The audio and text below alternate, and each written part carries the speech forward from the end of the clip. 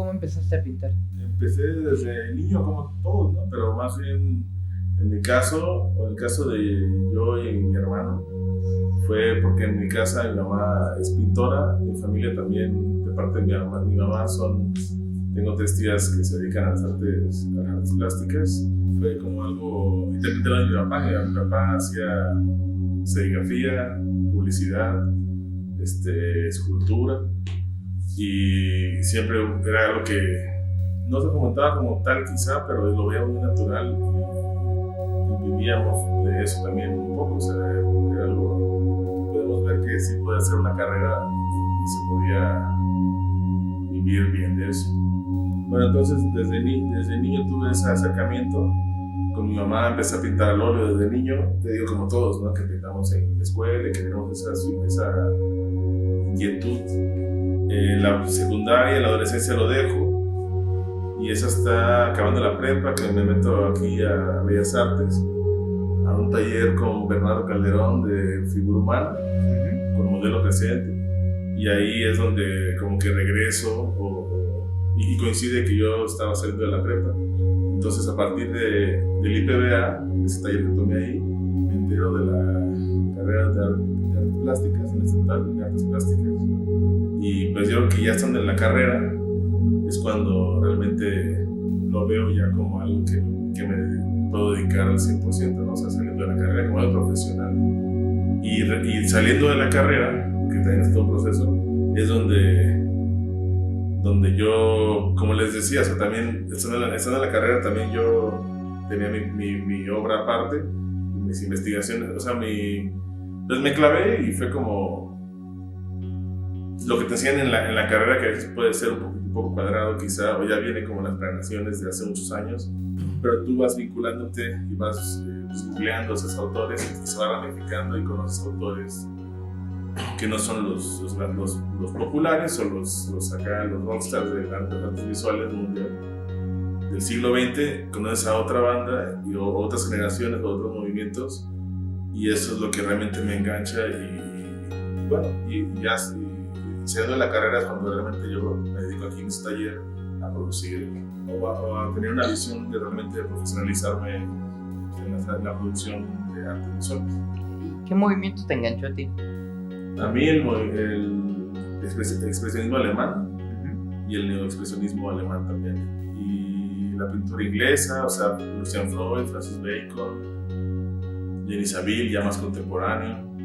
Yo creo que Inglaterra y Alemania en el siglo XIX, XX y ahorita en el siglo XXI, o sea, desde los 2000, han sido siempre punta de lanza y son ahí semillero de los, bueno, por lo menos para mí, esos ídolos, ¿no? Que pues, para mí pues, superan a Picasso y a esta banda, que tiene su valor Picasso, por ejemplo, así como los grandes, ¿no?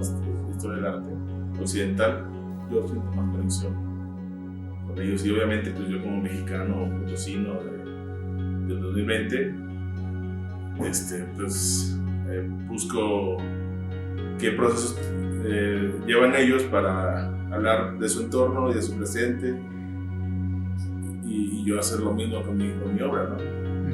O sea, pero obviamente pues descubres luego el neomexicanismo en los 80s que pasa aquí en México, después conoces a los artistas americanos de los 60s de Estados Unidos, que son puros migrantes de la Segunda Guerra Mundial que llegan a Nueva York, o sea, ahí se va ramificando, ¿no? La pintura contemporánea china me gusta mucho, es como un descubrimiento que he tenido hace poco, y yo creo que ya China, aparte de exportar este rollo, bueno, de tener este crecimiento económico, están ya exportando cultura, o sea, y lo ves a sus artistas, o sea, sí hay un grupo grande de pintores, en mi caso pintores y también artistas conceptuales chinos que sí son ahorita. O sea, yo creo que ya sería Alemania, China, Inglaterra y los que están así como las grandes influencias, o las grandes como que serían como mecas o no sé, capitales actuales que me llaman la atención. Cuando ves una obra de ahora sí, pensando en la primera vez que viste el expresionismo alemán, ¿qué fue lo que te llamó la atención? ¿Qué es lo que vas viendo que te cautiva del trabajo?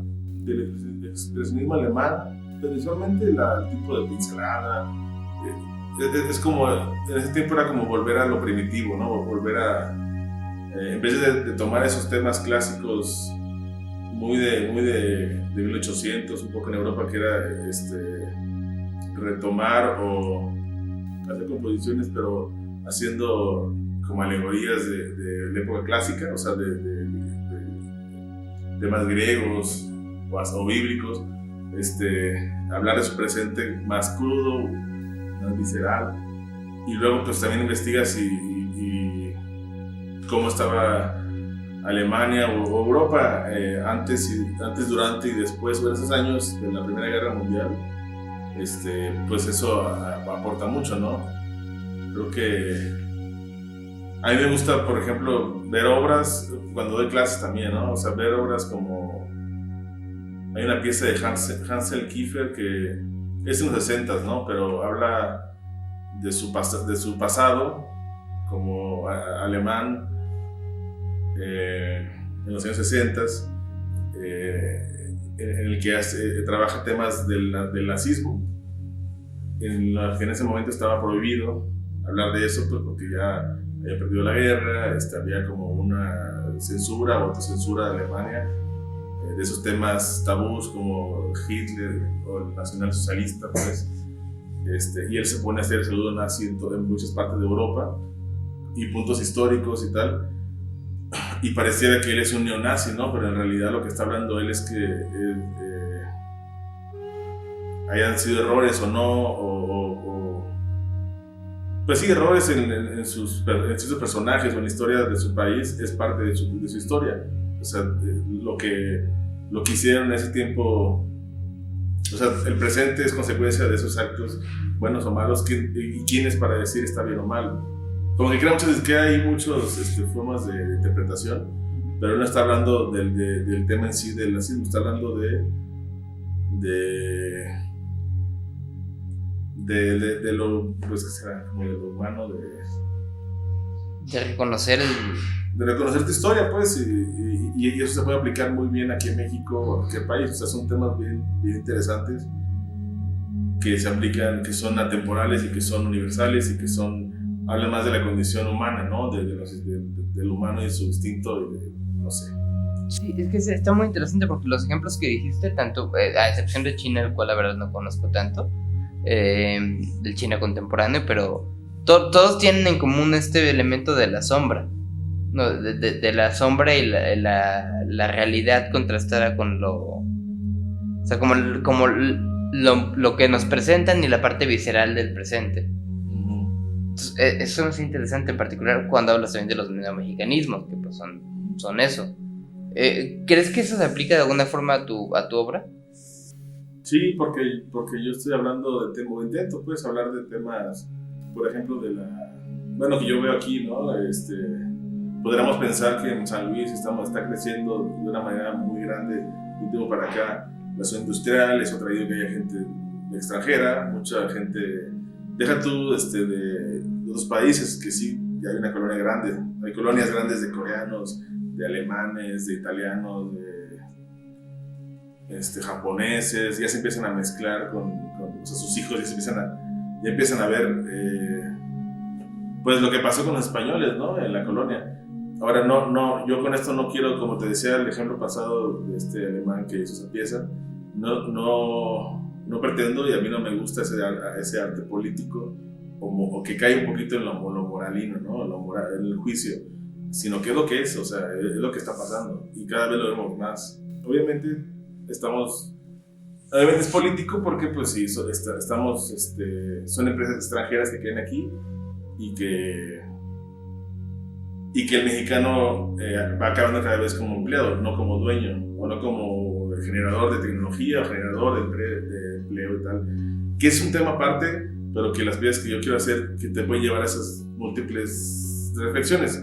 Yo hablo más como de la identidad del potosino, o mi identidad, porque yo no soy, y a la vez yo no soy potosino, yo llevo aquí 15 años. y me ha tocado ver desde donde vivo, me ha tocado ver ese crecimiento y esos cambios geográficos en la periferia, donde me toca, en esta periferia donde yo estoy, este lado de la ciudad, hacer una especie de registro de lo que me está tocando vivir, siempre con una opinión, pero no cayendo en lo literal en las piezas, sino son más interpretaciones personales, quizá un poco visiones ahí a futuro. El tema siempre que trabajo yo, desde que salí de la carrera, pues es la identidad, la real identidad, ¿no? Y yo también, cada quien, salirnos de esos íconos como potosinos, en este caso, y tú otorgarle a ciertos lugares, objetos, o pues sí, otorgarle ese valor simbólico de identidad, ¿no? Entonces puede ser que en mi caso tenga más valor cierto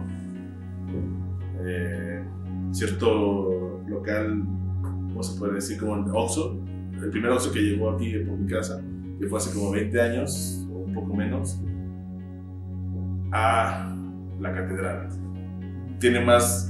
Afecta más mi presente, afecta más mi diario transitar, mi familia, esa esquina o ese lugar o ese. Entonces yo me voy por esas cosas, o sea, intento que no creo que sea algo que yo estoy inventando, es algo que también yo he visto y he visto que trabajan ciertos artistas o gente que yo, pues como te digo, ¿no? Como sus procesos. En mi caso es como siempre el entorno inmediato y de ahí partir. Y lo que he trabajado hasta ahorita ha evolucionado en esto, ¿no? En este crecimiento de población, geográfico, arquitectónico, que me toca ver o oír más aquí donde yo estoy, donde vivo, ¿no? ¿Cómo relaciona la forma en la que cambia la identidad de las personas con respecto al desarrollo de su entorno? Que, lo digo porque desde que vi la pintura de la entrada de la chica coreana, hay muchos temas muy interesantes ahí. Primero, la forma en la que la pintaste con un estilo más... Se siente muy tuyo, pero finalmente es un actor que pues, tiene un contexto cultural completamente distinto al tuyo, y hay ciertos trazos que sí se ven un poquito más orientales en la forma en la que lo pintaste. De hecho, me hacen pensar mucho en la pintura de Indonesia. Y por eso te pregunto, como, ¿qué significa para ti esto de generar una identidad en un entorno en el cual es tan complicado tener una identidad por todo lo que está pasando a tu alrededor? Sí, creo que cada vez está... O sea, es muy fácil caer como en temas acá de conspiración, ¿no? Pero no, porque eso también creo que es hasta impuesto eso. Pero creo que, por ejemplo, yo que llegué aquí a San Luis a cierta edad, no nací aquí, no tengo un grupo, digamos, como de amistades, ni siquiera de familia, desde la infancia, como veo que mucha banda tiene aquí, y yo soy también, pero yo me moví geográficamente y tuve que empezar como de cero. Y está bien, o sea, no es lo que, pero yo relaciono, por ejemplo, yo he visto de un tiempo para acá, no sé, 8 años para acá, este crecimiento, sobre todo de coreanos, me da mucho la atención porque ya he visto, ya se está viendo que realmente ya están mezclando realmente, o sea, ya ahí conozco fácil 10 casos en que se han casado con mexicanas, o viceversa, pues, o sea, una coreana con un mexicano, y ya han tenido hijos, o sea, ya es una comunidad que está creciendo. O sea, eso creo que es un momento clave que estamos viendo ese tipo de, pues, ¿cómo sería? Sincretismo cultural, o no sé. Sí, esa es la mezcla, palabra, sincretismo cultural. Ajá,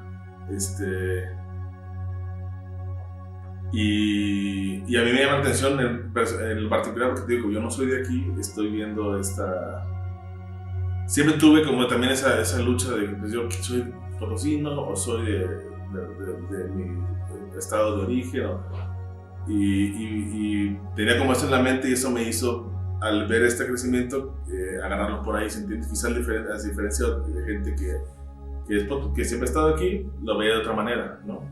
Sí. No trae en la cabeza el tema de la identidad quizá.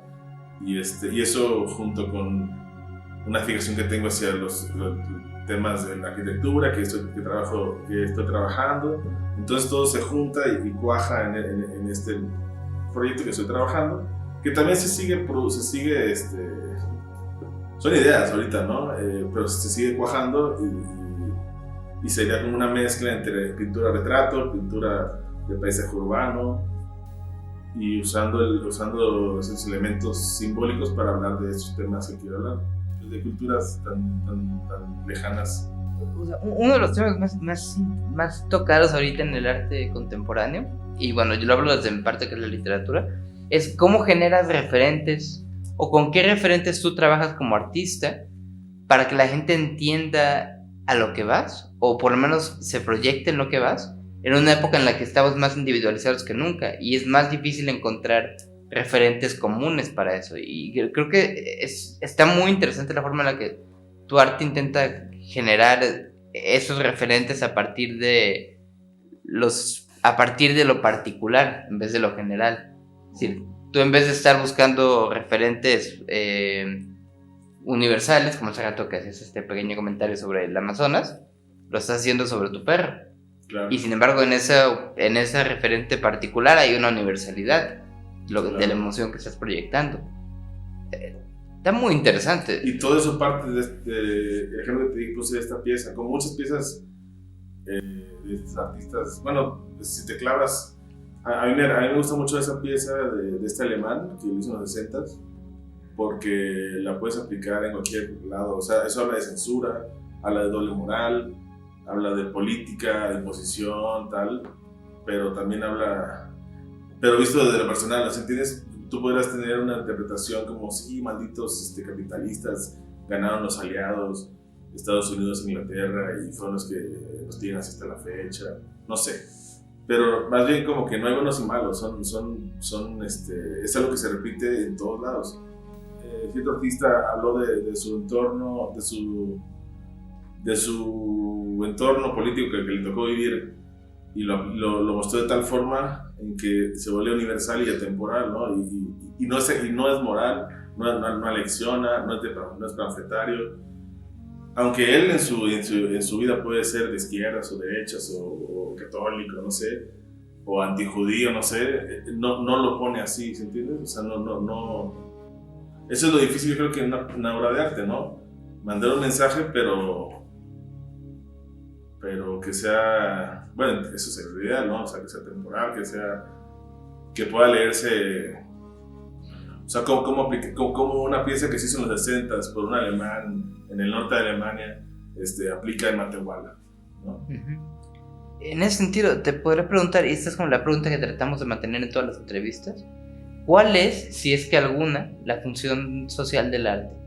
Como un testimonio de tu tiempo, de la producción artística en San Luis Potosí en los primeros años del siglo XXI, y a la vez también hablar de México, o sea, como, pues sí, o sea, fuera de trascender y eso, sino que lo que yo haga, cualquiera de las salidas de las artes visuales que yo hago,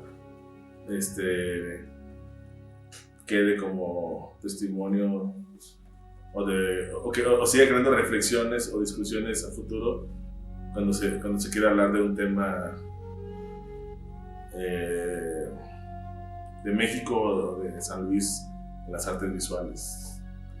No sé, sería como eso, ¿no? Y eso, pues, quizá ahora que siga comunicando, ¿no? Más allá del tiempo y de la ubicación geográfica, no sé. Tengo un amigo que siempre dice que lo que sea que tú produzcas, nada más tú puedes producirlo, porque eres la única persona en este momento histórico, en este lugar, en este espacio, con esos pensamientos, y ya por eso vale algo o algún momento, porque en ese momento ya no está hablando no solamente de ti, sino de todo lo que estaba a tu alrededor que te hizo llegar a eso. ¿Cómo relacionas, o si es que lo percibí mal, o si la presencia de algo, lo que sea, que pueda concebirse como divinidad en tu trabajo? Porque desde fuera lo percibo. Como divinidad. Sí, esta es parte de mi historia biográfica, pues, o sea, desde la infancia tuvimos, bueno, en mi casa pues había una fuerte carga religiosa, no católica, sino más clavada. Y eso marcó, o sea, aunque yo nunca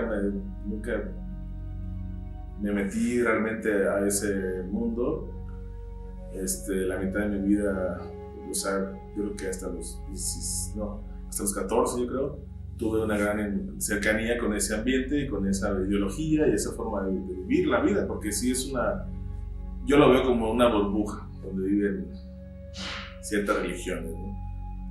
Con mucho respeto, pero a mí me tocó esa experiencia y tengo ese conocimiento de primera mano y siempre he tenido, tampoco sin juicio, o sea, no es que yo haya sufrido mucho, o que yo tenga esa opinión negativa, tengo mi opinión, que es la que es, pero tampoco me voy a dedicar a hablar mal o bien. Simplemente lo que voy a hacer es utilizar ese conocimiento que tengo, bíblicos en este caso, y voy a utilizarlos para hablar de temas personales y biográficos también. Entonces uso el tema, pues si te fijas, en muchas composiciones uso como la torre o esas estructuras fálicas, hablando también como ya metiendo ahí más cosas antropológicas, podría ser como este eterno fijación humana, ¿no? De crear este falo como que habla mucho de la masculinidad, de Dios, del falo creador,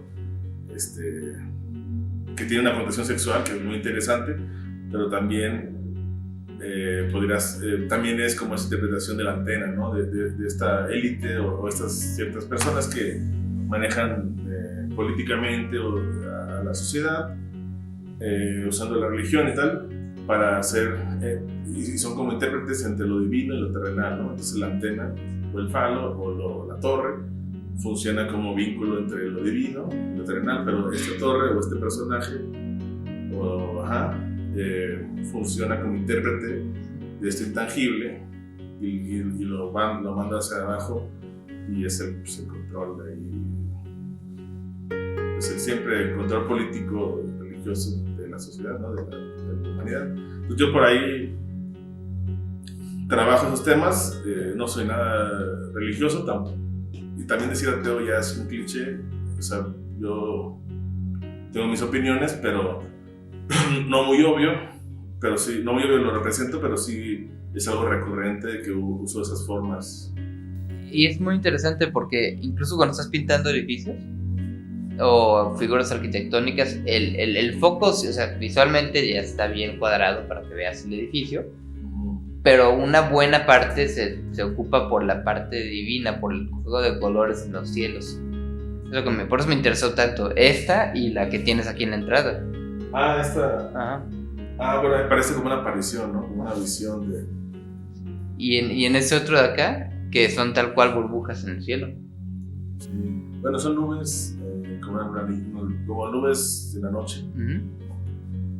Sí, pues pareciera, ¿verdad? Como esas representaciones católicas, bueno, sí, cristianas, bíblicas, sí. de apariciones, de santos, ese rollo podría ser, sí, igual. Aquí es otra cosa, pero sí uso el verde como para hablar de una ficción, de pues sí, algo no natural o algo no, un poco más onírico quizá, o sea, como una ficción, como una fantasía, hablando de la memoria. Este cuadro y otro que ya no tengo aquí ahorita, hablan de mi visión de cómo yo me imaginaba que fue el primer encuentro entre mi abuelo y mi abuela, entre mi abuelo y mi abuela. Entonces yo, a partir de fotografías de ellos dos, recreé esas fotografías donde mi abuelo trabajaba, y mi historia materna, pues, creo esa ficción y pongo una noche verde, entonces es algo de eso, y por eso uso el color verde. También muy inspirado como en esas películas ochenteras, ¿no? Gringas, o como de terror, que manejaban muchos esos colores chillones, Ujú. como muy, sobre todo el verde, Sí. para hablar de la ficción, o sea, para ser obvio, son colores que no son naturales, por lo menos en el cielo, ¿no? No sé. Por ejemplo, también tengo unas pinturas como esta, que es en la zona industrial en una bodega, está en contraluz, pero es como esta iluminación artificial también que hace la misma ciudad o el desarrollo, no sé, en la zona industrial y tal, cómo ilumina el cielo, que se ve como rosa o se ven así como de repente verdes. Pues yo todo tengo una intención, ¿no? Cualquier cosa que pongas. Yo no uso muchos elementos, mis composiciones son muy sencillas, yo creo que son sencillas. No es una ley, pero sí es importante que tenga un porqué el encuadre, un porqué la vista de trabajo, un porqué los colores del fondo, o sea, todo eso, ¿no? Pues sí, la intención de lo que quiero transmitir, pero no, a la vez que no sea literal. No sé, abstracto ya es como que lo último a lo que uno va, donde ya tiene muy clara su idea como para poder. Sí, o llevas. Es que no es fácil, o por lo menos un buen abstracto, ¿no? O sea, con todo este año, el 2020, pues ha cambiado mucho como el mundo del arte, ¿no? También como que se ha ido transformando más en las redes sociales. ¿Tú cómo has visto este cambio aquí en San Luis? Y también contigo mismo. En cambio, en las redes sociales lo he visto más en algunos alumnos que tengo, porque en mi entorno cercano, hasta hace poco, he visto que se están metiendo más a usar las herramientas de las redes sociales como una forma de promover su obra o de hasta crear obra pues, digital, ¿no? No sé. Pero yo lo que veo es que alumnos que tengo o tenía en la universidad, pues ya no tiene como este fin o este empuje a exponer su obra en lugares físicos o en una galería o ir a pedir una galería, ya más bien con su Instagram o pues no sé, hay más, ni siquiera Facebook, con Instagram ya ahí es su spot donde muestran su obra y se vinculan con galerías físicas o digitales o con artistas de otro lado y se mueven. Como ya empieza a llegar más a mi círculo más inmediato, ese tipo de estrategias de difundir tu trabajo, pues ya yo lo empiezo a aplicar. Yo creo que a partir del año pasado ya yo he difundido, o me he clavado más en publicar semanalmente, en hacer estrategias de marketing, en vender obra, sobre todo mover la obra, que mi obra llegue a otros países o otros lugares, o gente no relacionada a artes visuales, y también para vender obra. O sea, creo que es lo que estoy experimentando, no sé. ¿Qué opino? Pues que está bien, o sea, que más bien hay que aprender, ¿no? Hola, yo soy Antonio Tercero y los invito a que se metan a la página de Trazos Urbanos slp.com y en redes sociales como Trazos Urbanos 2.0.